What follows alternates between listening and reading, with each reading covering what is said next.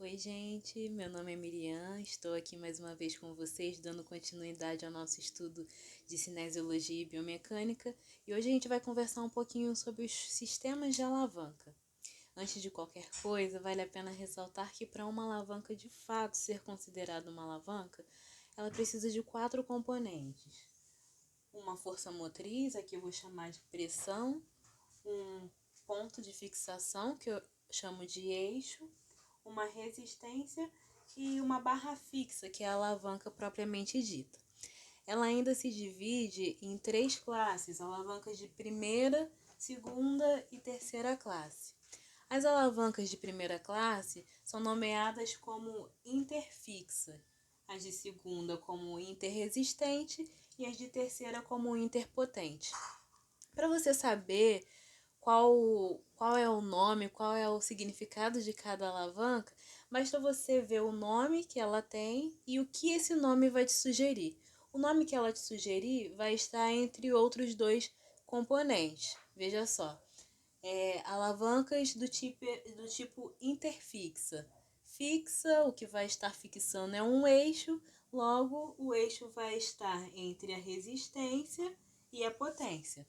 Alavancas do tipo interfixa, o eixo vai estar entre a resistência e a potência, ok?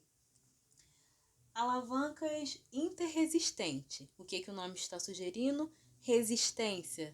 Logo, a resistência vai estar entre a potência e o eixo.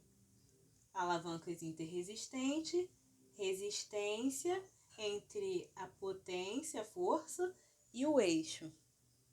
Alavancas do tipo interpotente, potência, a potência vai estar entre o eixo e a resistência. Tudo bem? Aí você me diz, Miriam, eu fiz uma prova e lá na prova estava dizendo, me perguntando sobre os braços de alavanca, braços de resistências e braços de potência, eu não sei o que é isso. Olha só, o espaço entre a potência e o eixo, a gente vai chamar de braço de potência. O espaço entre o eixo e a resistência, a gente vai chamar de braço de resistência. Simples, né? Então veja, nas alavancas do tipo interfixas, o braço de potência é igualzinho, é equivalente ao braço de resistência. Isso faz com que seja uma alavanca que gere equilíbrio de forças. O braço de potência é igual ao braço de resistência. Já nas alavancas interresistentes, o braço de potência ele vai ser muito maior do que o braço de resistência. Logo, essa diferença de equilíbrio faz com que a alavanca do tipo interresistente seja considerada uma alavanca que gere força. E nas alavancas do tipo interpotente, o braço de potência vai ser curtinho, menor do que o braço de resistência. Isso faz com que ela gere esse desequilíbrio de forças faz com que ela gere velocidade. O corpo humano ele é considerado uma máquina de velocidade, digamos assim, porque a maioria das alavancas que existe no nosso corpo, no corpo humano, é do tipo interpotente. Logo, ela gera mais velocidade. Trazendo isso para o nosso dia a dia, eu tenho alguns exemplos aqui para quando você se deparar com alguma coisa, com alguma prova, com alguma alavanca, você trazer na mente e tentar lembrar mais ou menos como que funciona. Eu tenho a clássica tesoura, que é muito utilizada para dar o exemplo de alavancas do tipo interfixas, porque veja só, ela é fixada por um eixo,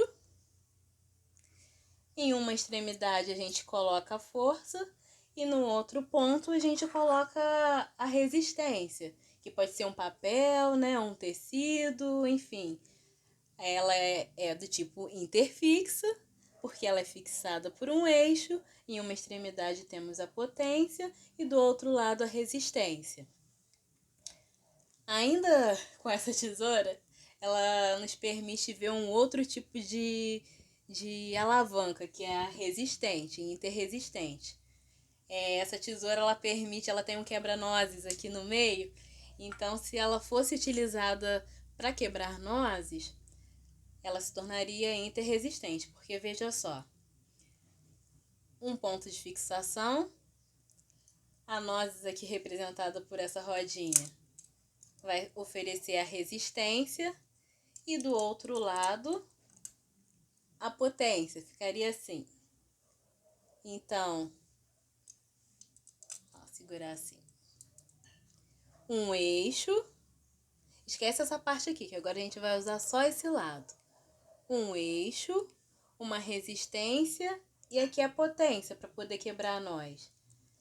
Então, a resistência vai estar entre o ponto de fixação e a potência. Uma alavanca do tipo interresistente.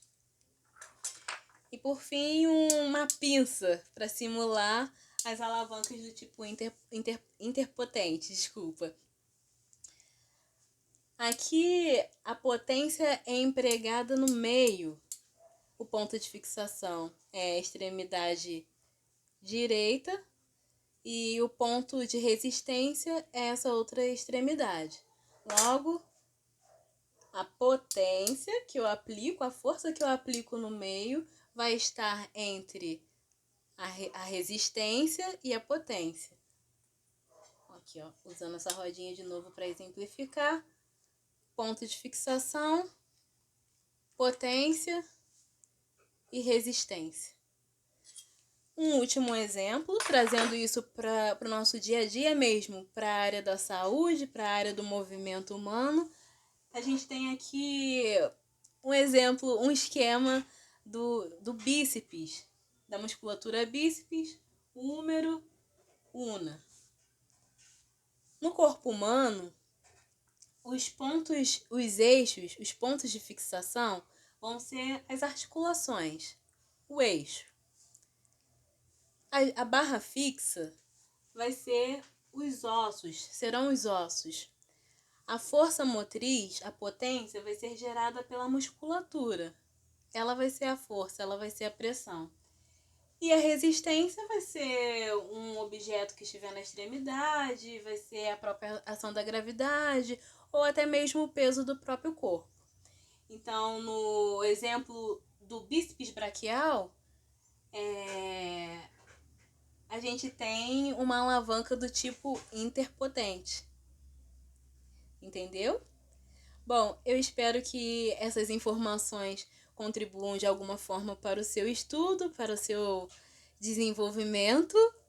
E a gente se vê em uma próxima oportunidade, em um próximo vídeo. Tá bom? Um beijo e até mais.